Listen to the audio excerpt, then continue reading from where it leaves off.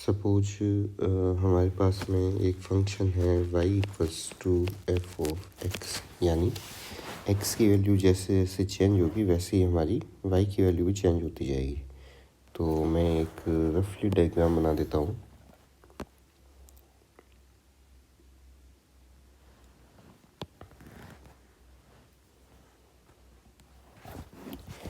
तो ये तो हमारे x और y एक्सिस हो गए।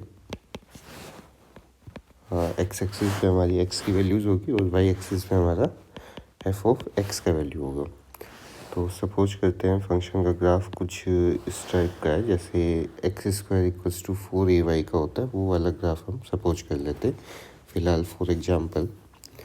तो यहाँ पे हम एक पॉइंट कंसिडर कर लेते हैं, जैसे इस जगह पे एक पॉइंट ले लेते हैं, यहाँ पर पॉइंट ए, ठीक है। और इस पॉइंट ए का corresponding x coordinate x axis पे है, सपोज कर लो एक्स। अब पॉइंट ए के रेस्पेक्ट में वाई कोऑर्डिनेट क्या होगा, क्योंकि वाई का वैल्यू क्या है एफ ऑफ एक्स के इक्वल। एक्स का वैल्यू अगर 2 लेते तो वाई का वैल्यू आता एफ ऑफ 2, एक्स का वैल्यू 3 लेते तो वाई का वैल्यू एफ ऑफ 3। तो करस्पॉन्डिंग वाई एक्सिस पे जो पॉइंट होगा वो हो जाएगा हमारा 0, एफ ऑफ एक्स, ठीक है। और एक्स कोऑर्डिनेट एक्स एक्सिस पे जो होगा वो एक्स है, तो पॉइंट हो जाएगा हमारा x, 0। अब सपोज करते हैं पॉइंट ए का जो एक्स कोऑर्डिनेट है करस्पॉन्डिंग, जैसे इसको अगर बी कह दूँ तो बी से एच डिस्टेंस पे, स्मॉल एच डिस्टेंस पे मान लो एक दूसरा पॉइंट है, तो एच डिस्टेंस पे इसका मतलब इस पॉइंट डी के कोऑर्डिनेट बनेंगे x प्लस एच, 0। अब इसके रेस्पेक्ट में अगर मुझे इस ग्राफ का करस्पॉन्डिंग वाई एक्सिस का पॉइंट निकालना हो तो कुछ इस टाइप से पैरेलल और परपेंडिकुलर लाइन बनानी पड़ेगी, और यहाँ पे मुझे पॉइंट एफ के कोऑर्डिनेट मिल जाएंगे 0, F of x plus H, ठीक है। अब ए और ई दोनों को हम यहाँ पे ज्वाइन कर देते, तो ये पॉइंट ई हो गया। ए और ई दोनों को अगर ज्वाइन करके एक स्ट्रेट लाइन बना दें हम,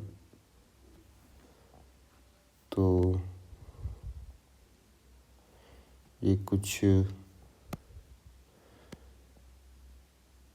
इस टाइप से होगी, ठीक है।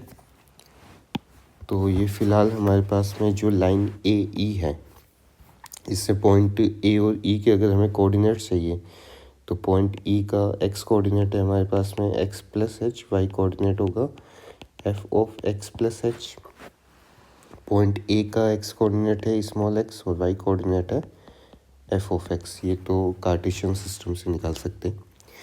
अब अगर पूछा जाए कि स्लोप ऑफ ए ई का वैल्यू क्या होगा, तो स्लोप का वैल्यू निकालने का हमारा तरीका था y2 minus y1 upon x2 minus x1।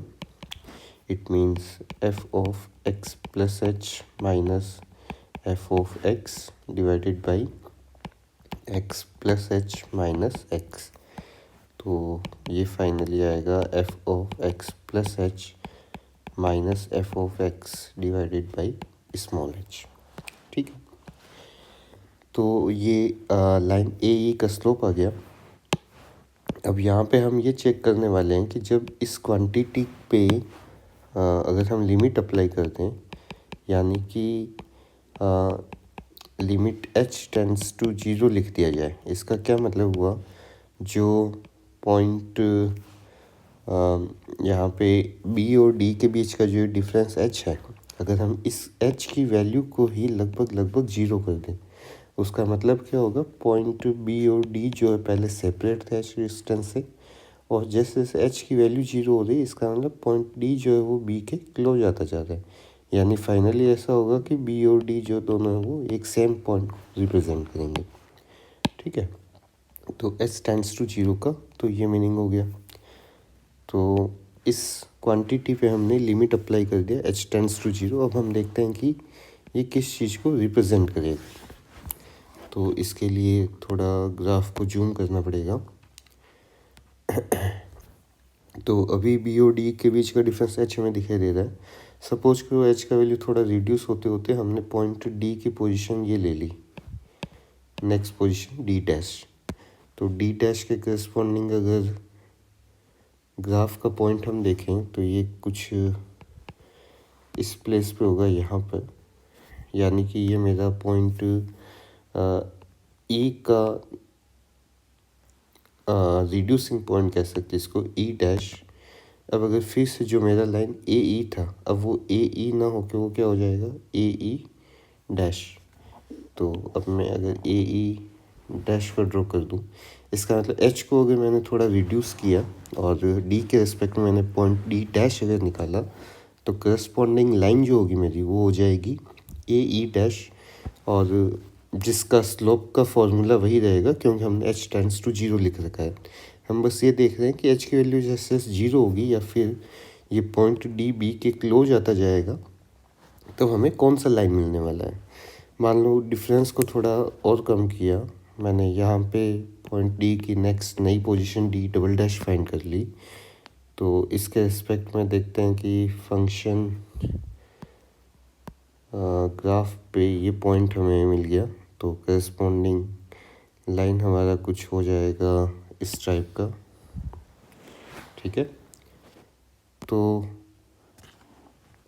शायद हाँ ये पता चल रहा है कि जो पहले ए और ई के बीच की जो डिस्टेंस थी वही एक्चुअल में रिड्यूस होते जा रही है, ठीक है। अब ये नया पॉइंट ई डबल डैश आ गया, तो जब ये डिफरेंस अप्रॉक्सीमेट जीरो हो जाएगा तो इसका मतलब फाइनली कुछ ऐसा दिखाई देगा कि लाइन जो है सिर्फ पॉइंट ए को इस टाइप से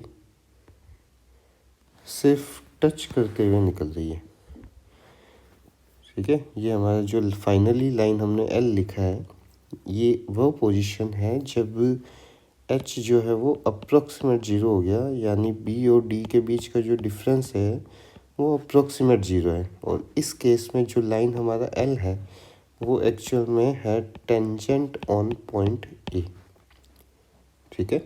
यानी कि जो हम पहले स्लोप ऑफ ए ई लिख रहे थे, अगर हम इसी फॉर्मूला में जब हमने limit H tends to zero लिख दिया तो ये स्लोप ऑफ ए ई ना बन के ये क्या बन गया, slope of tangent eight point A. और पॉइंट ए हमारा क्या था, पॉइंट ए था x comma F of x, या फिर इसको कह सकते हैं पॉइंट एक्स कोमा वाई। तो एक्चुअल में जो हमने एफ डैश एक्स का जो फॉर्मूला लिखा था स्टार्टिंग में, f dash x is limit H tends to zero f of x plus h minus f x upon h, तो ये क्वांटिटी रिप्रेजेंट करता है